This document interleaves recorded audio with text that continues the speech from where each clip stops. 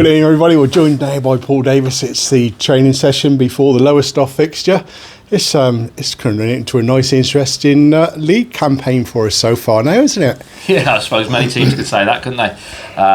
It's tight at the top, but you know, when you're almost a quarter of the way through a season and you sit third, that means we've had a good start and we're doing okay. Absolutely.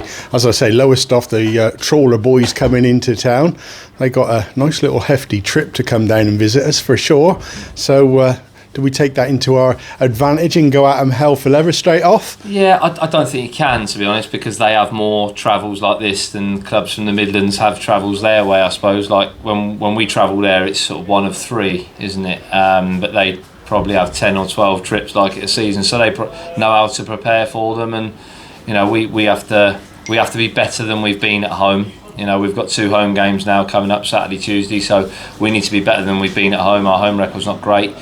So yeah, the chance of putting on a performance for the supporters and getting 3 points on Saturday needs to be a must. And you in the management team, you've got a bit of a conundrum because Callum's obviously due back from his suspension.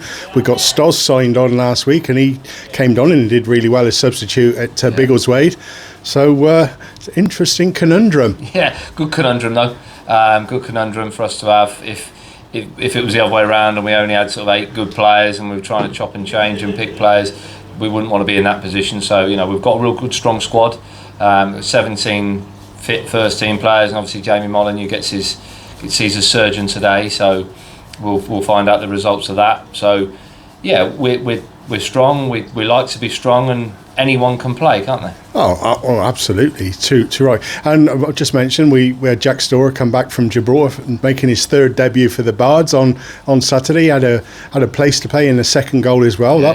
That was quite amazing, really, because he couldn't really have worked on that with Chris Hussey much or anything, because I think he wanted to actually take that free kick, not get to be the recipient of it. Yeah, well, I'm responsible for set pieces, so I'm going to take full credit for it, Stu. No, Jack's obviously a massive talent, adds a lot to the squad and plays in a range of positions, and I know he really likes it here. Although Jack's had many clubs in his time, he's not had 3 debuts for one club, so he must like it here. We like him, so hopefully he can add to us and we can get some goals and assists out of him like we did on Saturday. And that's him cleaning his boots in the sink behind us, so he's getting ready for the training tonight anyway. But it's certainly, I mean, even if he doesn't start, he's certainly an impact player that can come off the bench and turn a game. Yeah, definitely. I think we've got a squad of, like I said, 16, 17 players now that can all play. Some will have to miss out at times. I know Owen James was frustrated being on the bench on Saturday. He'd been absolutely excellent for us for the start of the season. So, you know, we've got that squad of players now, Stu, and that's what you need to be up there. And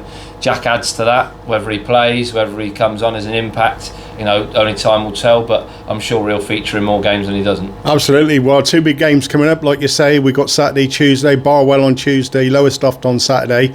Let's hope for 6 points, eh?